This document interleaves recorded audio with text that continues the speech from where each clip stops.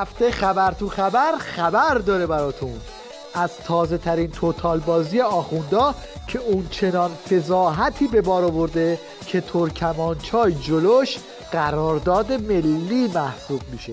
بر اساس قرارداد روز گذشته وزارت نفت که بزرگترین قرارداد در نوع خود محسوب می شود و بر پایه الگوی جدید قراردادهای نفتی تدوین شده، شرکت‌های توتال فرانسه و شرکت ملی نفت چین برای توسعه فاز 11 پارس جنوبی با ایران مشارکت می‌کنند.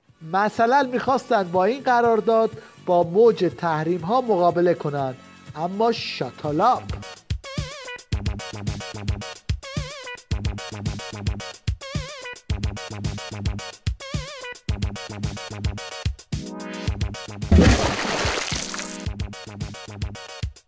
البته همین داستان هم به سوژه جنگ و دعوای باندی تبدیل شد و بوفالوی نظام یعنی علم الهدا پرده رو کنار زد. مردم بیدار ما نمیفهمن که آقا در یه قراردادی که آورده ایران به اندازه شرکت خارجی است، ملکم مال ایرانه، ملکم در ایرانه، اصل سرمایه و هستی هم مال ایرانه، سهم ایران در این قرارداد 19.9%، سهم یه شرکت چینی 30 و چند درصد، سهم شرکت فرانسوی 51%. اینا عقلشون نمیرسه این چه جور معامله است. بله دیگه، وضعیت اونقدر قاراش میشه که هر اتفاقی تو نظام به سوژه کشتی کج باندها تبدیل میشه.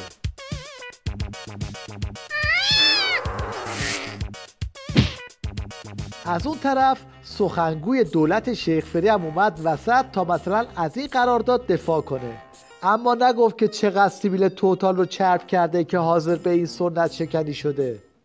دفاع تمام قد سخنگوی دولت از قرارداد نفتی با توتال.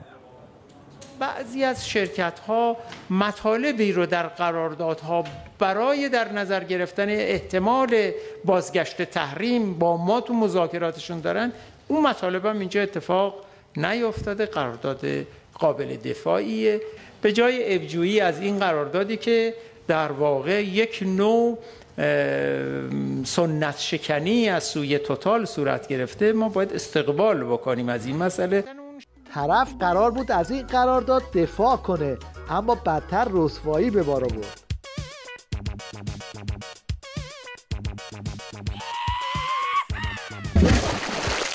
البته جنگ و دعوای آخوندا فقط به اینجاها محدود نمیشه، دعوای موشک هم ادامه داره. ما میشنویم که یک موشکی از خاک ما حرکت کرد، رفت یک مرکزی رو از مراکز تروریستی را هدف قرار داد. اما موشک کی درست کرد؟ سازنده این موشک دولت. شیخ فری با این کار میخواست موشک رو بذاره زیر عبای خودش و نوک سپاه رو بچینه.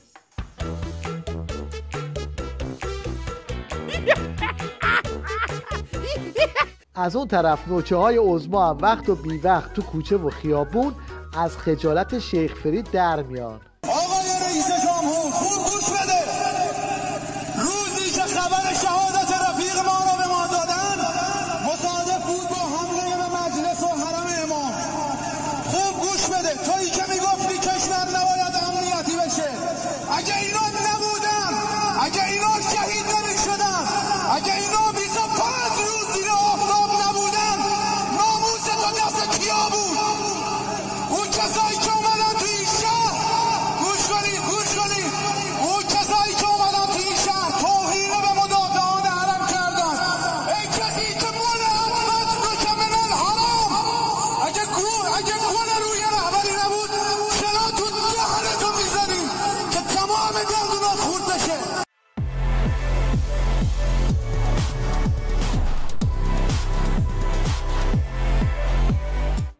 بز قندی هم که از پامنبری های نشوندار عظماست برنامه کاریش در 4 سال آینده رو اعلام کرد. یعنی اگر یک رئیس جمهور بیاد تمام ملت بهش رأی بدن، میخواد احمدی نژاد بشه، خاتمی بشه، روحانی بشه، من تشخیص بدم این کارش غلطه، والله تو روش وای میستم، من کار خودم از همه اینا مهمتر میدونم. برای من به اندازه پشیزی فرق نمیکنه که رئیس جمهور بشه، هر کی باشه جلوش وای میستم. یعنی توی 4 سال آینده وظیفه‌م ایستادن جلوی روحانیه. یعنی اگه در آینده چنین صحنه‌ای تو نظام دیدید اصلا تعجب نکنید و بدونید با برنامه است.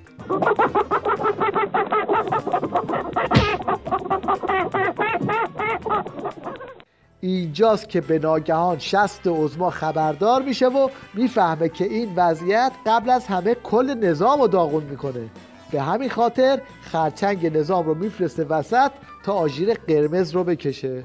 به گونه‌ای صحبت نکنند، به گونه‌ای موضع نگیرند که دشمنان سوء استفاده کنند. یک طرفه نباید به سمت دو قطبی کردن جامعه رفت و استفاده ابزاری کرد. بله، ترس از عواقب شقه بعد جوری آخونده رو به وحشت انداخت.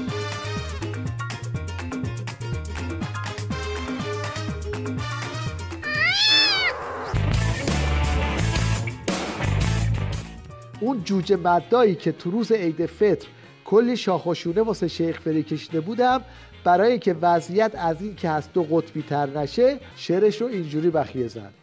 ای دوستان که در صف دوم نشسته اید، وی دوستان که در صف سوم نشسته اید، ای دوستان که در صف چهارم به هر دلیل یا اینکه جایی از صف پنجم نشسته اید،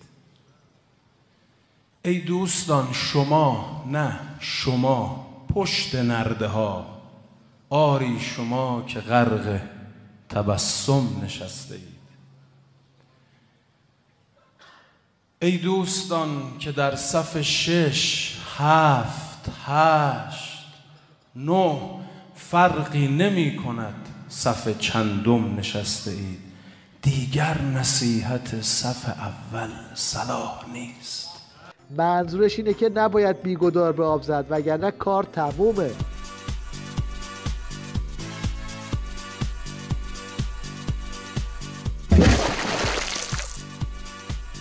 از عقب نشینی‌های داخلی که بگذریم میرسیم به عقب نشینی‌های خارجی و پنچر شدن لاستیک دیپلماسی نظام. به اطلاع می‌رسونم که خب قرار بود مجلس شورای اسلامی امروز قبلا هم پیشاپیش اعلام شده بود که یک طرح دو فوریتی در خصوص مقابله با توطئه‌ها و ماجراجویی‌های آمریکا علیه جمهوری اسلامی ایران در صحن علنی ارائه بده. من دقایقی پیش از این ارتباط با یکی از اعضای هیئت رئیسه مجلس صحبت کردم، ایشون اعلام کردن که خب این طرح دو فوریتی چند روزی به عقب افتاده. یعنی کامل آمده بودن که یه پاسخ قاطع به دشمنان بدن، اما به ناگهان خودتون ببینید.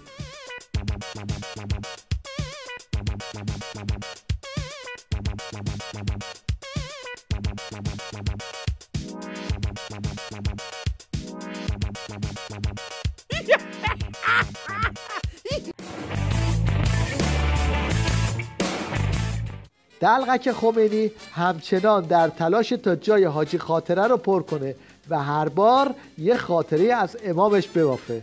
یه جعبه گز آوردن خدمت امام یه خودشو خوردید خیلی گز خوبیه، گفت خیلی گز خوبیه، اینو بدید به فلانی. حالا فلانی کیه؟ حالا اسمشو نمیخوام ببرم. یه کسی بود که اول انقلاب با انقلاب بود و کم کم کنار کشید و برای خودش حزبی و مجله و مقاله و دیگه پاشو کنار کشیده و دیگه گفتن آقا شما چی فرمودی؟ گفت هیچی، ایگز رو برید بده به فلانی. گفت آقا میدونی چند سال دیگه با انقلاب نیست، ازش دیگه جدا شده از خطش، از خط شما. گفت بابا گز شکا داره به خط سیاسی، برو بهش بده. گفتن آقا در جعبه باز شده زشته. گفت نه اتفاقا قشنگه، برید بگید خوردم دیدم خوبه میخوام باقیشم تو بخوری. اگر درش بسته باشه میگن لابد زیادی بوده و فرزیدن. بگو نه درشو باز کردیم بخورید، دیدم خوشمزه میخوام شما بخور.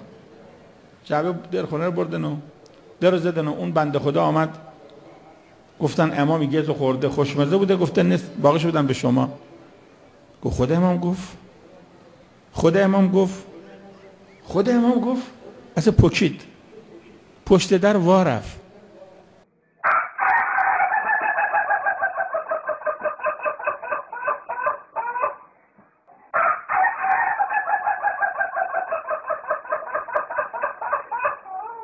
این هم یه نمونه از فیلم‌های دجال بعد از تعارف گس به مخالفان. حتی برای این آدمی که دستش را میبرند برای این کاری که کرده است، این یک رحمتی است. رحمتش در اون طرف ظاهر میشد. در هفته‌ای که گذشت شاگرد دجالای نظام چند تا سفیر خارجی رو جمع کردن بردن یه جایی به اسم زندان اوین. بعد این فیلم رو از اونها گرفتن تا بگن حقوق بشر تو نظام نظیر نداره.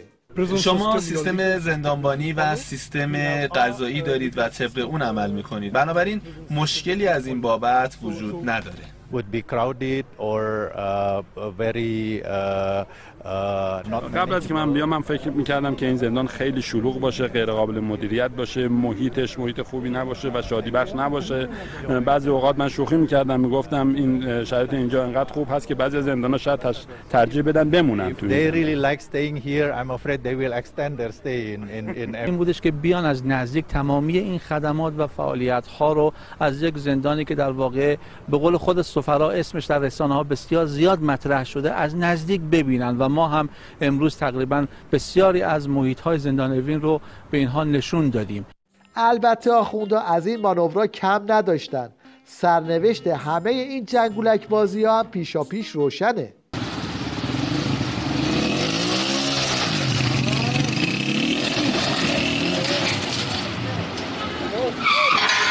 حالا که مسابقه دوغکی سفیرهای کشورهای خارجی رو دیدید، یه نگاهی هم به مصاحبه این سفیر عظما تو BBC بندازید که هلاک همنشینی با جنتی و مصباحه. بسیار مهمه که مردم ایران بدونن دفاع از برجام، عادی سازی روابط ایران با جهان و همینطور برجام داخلی، حفظ دو جناح، چون جناح دیگه هم کسانی هستن که دارن در سوریه میجنگن، از امنیت ایران دفاع میکنن. جناح دیگر ما نمیخوام حذف کنیم. خط قرمزی اگر ما داشته باشیم در ایران با همین کسانی که زیر بیرق اسرائیل، عربستان و آمریکا به دنبال حمله نظامی و اقتصادی به ایران بودن، ما با جنتی و مصباح میتونیم در یک کشور زندگی کنیم، با این دوستان نمی. احتمالاً منظورش از زیر یه سقف بودن یه چیزی تو این مایه هاست.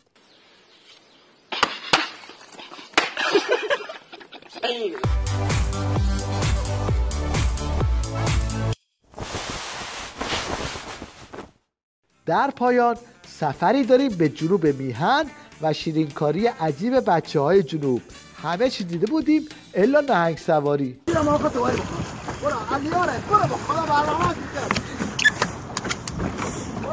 حالا دست حالا دست حالا افتاد روش هست. بارز نمک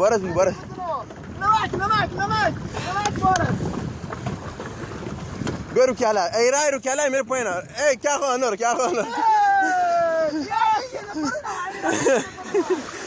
ننگ رحمت میره پایین.